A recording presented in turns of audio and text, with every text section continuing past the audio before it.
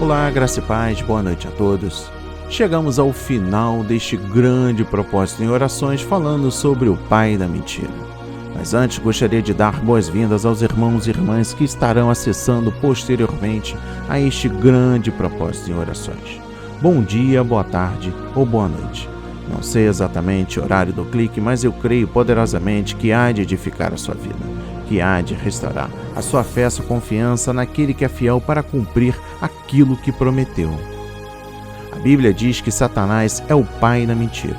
Jesus, quando advertia alguns judeus que rejeitavam a verdade, disse-lhes que eles estavam agindo como filhos, imitando ao seu pai. Quem vive no engano da mentira age como o diabo, enganando e sendo enganado. Desse modo, Cristo deixou claro qual era a origem e essência da mentira e do engano. O diabo, desde o princípio, afastou-se da verdade de Deus, cometendo toda sorte de males. Tornou-se contrário à verdade que é Cristo. João 14, versículo 6. Mente afirmando ter autoridade sobre o mundo, mas faz somente aquilo que Deus lhe permite. Faz truques, mostrando-se como um anjo de luz para enganar a quem não está firmado na verdade de Jesus. O pai da mentira é também um acusador dos filhos de Deus e tenciona constantemente arruinar os planos do Senhor. Ele veio para matar, roubar e destruir o máximo que puder, mas o seu fim já está determinado por Cristo. Esteja sempre atento, orando e vigilante, porque o maligno tenta induzir a prática do pecado e do engano intencional. Vive constantemente em busca de quem possa tragar para si. 1 de Pedro, capítulo 5, versículo 8. E nesta noite, no 16º dia, o último, o projeto A Marca da Promessa traz para leitura e reflexão o livro de Apocalipse, capítulo 12, versículos 9 a 10. E a palavra diz: o grande dragão foi lançado fora. Ele é a antiga serpente chamada Diabo ou Satanás, que engana o mundo todo. Ele e os seus anjos foram lançados à terra. Então ouviu uma forte voz dos céus que dizia: agora veio a salvação, o poder e o reino do nosso Deus, e a autoridade do seu Cristo, pois foi lançado fora o acusador dos nossos irmãos, que os acusa diante do nosso Deus, dia e noite. Amém e graças a Deus. Meu irmão, minha irmã, se desconecte de tudo e permita que a palavra adentre em o seu coração. Num versículo 9, trago aqui para iniciarmos a reflexão o sedutor de todo o mundo. Todos, portanto, precisam ouvir a verdade, e a igreja que se cuide para não se deixar seduzir também. O capítulo 13 tratará mais deste aspecto. A influência de Gênesis capítulo 3 é forte nestes capítulos 12 e 13. É o cumprimento da profecia de Gênesis 3, versículo 15, que foi a primeira afirmação da missão de Deus no mundo. No versículo 10, destaco o acusador de nossos irmãos. Satanás acusa os crentes diante de Deus. Sua acusação é que os crentes servem a Deus por interesse pessoal. E neste ponto é uma verdade. Quem é o acusador? O nome diabo é derivado de um verbo grego que significa difamar ou acusar falsamente. Ele é mentiroso e maligno. No contexto do juízo divino, o diabo ou Satanás assume o papel de acusador e, para lhe fazer frente, Cristo assume o papel de advogado.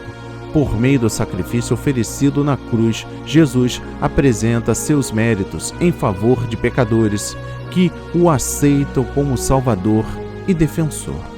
Meu irmão, minha irmã, a nossa mente é uma oficina, tanto para o bem como para o mal. Neste exato momento, você pode estar se questionando: por que um Deus de amor e todo-poderoso permite que o mal exista? Esta é a pergunta deste último dia. Agora, Vamos com a resposta. A questão da existência do mal no mundo é quase tão antiga quanto a humanidade. Teólogos e filósofos têm lidado com isso há séculos sem encontrar uma resposta completa. Alguns concluíram que Deus não se deve importar. Vivemos num universo aleatório, dizem eles, sem rima ou razão para tal. No meio da agonia, Jó clamou porque se dá luz ao homem, a quem Deus o encobriu.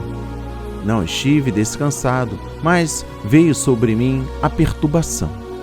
Jó 3, versículos 23 e 26. Todos nós provavelmente já fizemos a mesma pergunta. Apesar de Deus permitir a tragédia e o sofrimento, Deus ainda é soberano e ainda é amoroso, misericordioso e compassivo. A Bíblia fala do mistério da iniquidade ou impiedade ou injustiça. 2 de Tessalonicenses, capítulo 2, versículo 7.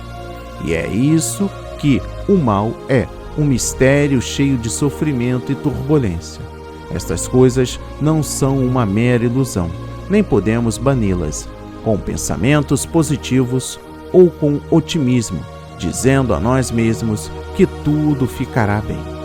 O mal e o sofrimento são reais, e nós vemos-lo em todos os lugares para onde olhamos. As manchetes dos jornais gritam, a nossa experiência confirma. Os nossos próprios corações e mentes sabem. Não sabemos muito sobre a origem do mal. Mal podemos imaginar a batalha que se abateu nos céus quando Satanás e seus seguidores atacaram Deus. Satanás é absolutamente contrário a Deus e ao seu povo. A Bíblia chama-o de aquele que engana todo mundo. Apocalipse 12, versículos 9 a 10. O que podemos fazer sobre isso? Fugir do mal e correr para Deus. Desviei os meus pés de todo o caminho mau, para observar a tua palavra. Salmos 119, versículos 101.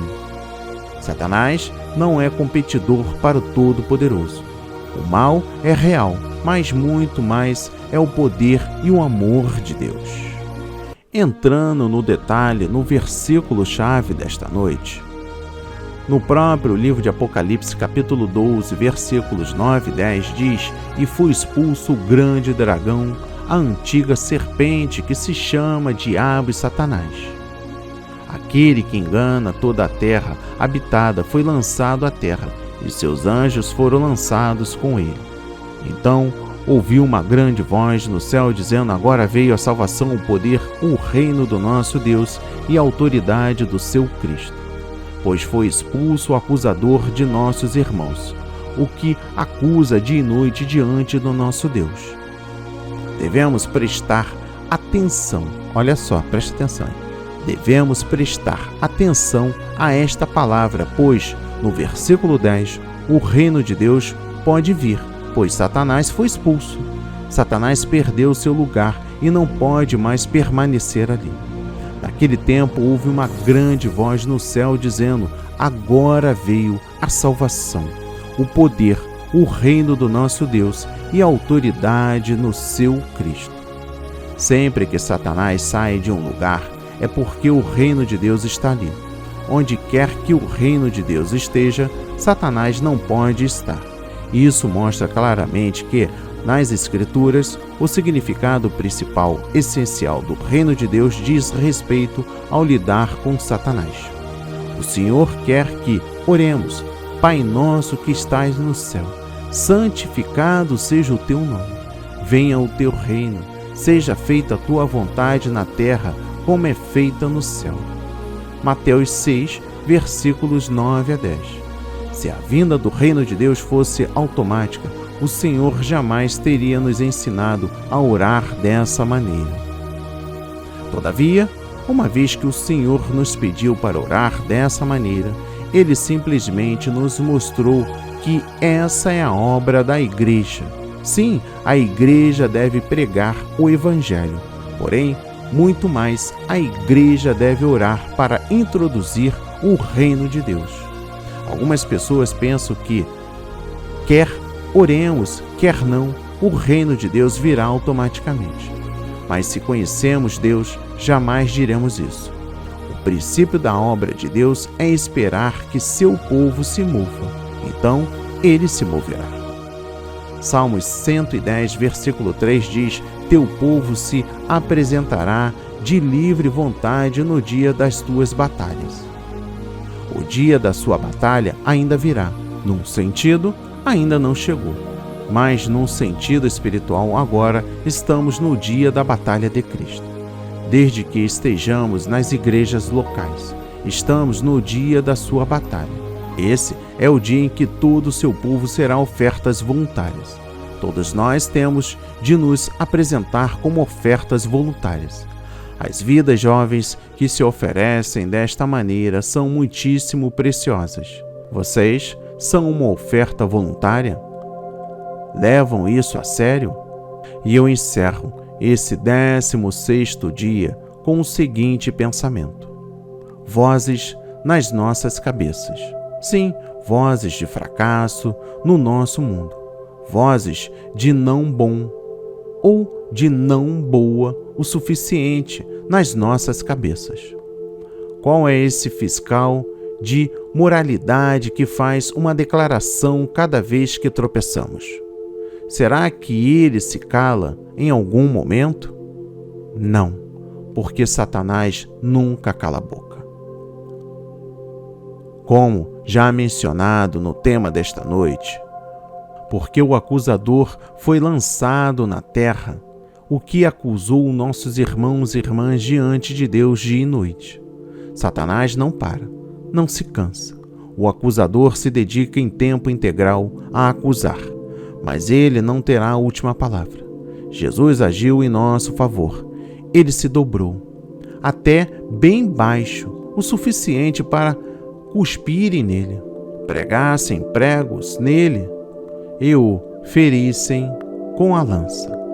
Baixou-se o suficiente para ser sepultado, e depois ele levantou, ressuscitou. Romanos 8, versículo 34, a palavra diz, promete que Cristo está na presença de Deus neste exato momento, nos defendendo. Nós temos uma ficha limpa, é por sua graça. Que a palavra de hoje toque o seu coração, transforme a sua vida para a honra e a glória do Senhor. Assim seja, assim diz o Senhor. Amém e graças a Deus. Pai amado, bendito, Pai celestial, Pai de todas as nações. Obrigado, Senhor, por esta rica instrução, por esta rica palavra. Obrigado, Senhor, por ouvires as nossas vozes. Obrigado, Senhor, por ouvires os nossos chamados, gemidos, todas as noites em que somos tentados.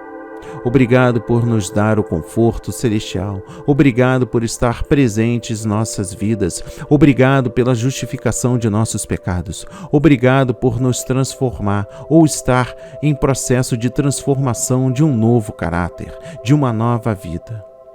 Louvamos e agradecemos o seu santo nome. Amém. E graças a Deus, graças a Deus, graças a Deus. Meu irmão, minha irmã, não há nenhuma acusação sobre a sua vida. Largue o passado. Fuja desta acusação. A sua ficha está limpa. Você não deve nada a ninguém. Se você no passado cometeu algum tipo de engano, peça perdão a Deus e também àquela pessoa que você cometeu o ato. Mas da mesma forma, liberte-se, concedendo perdão, misericórdia. Sim, conceda, liberte-se de todo o mal que habita em seu coração. Louvado seja o Senhor nosso Deus em nossas vidas. Que a paz de Cristo esteja com cada um de nós, para todos sempre. Amém.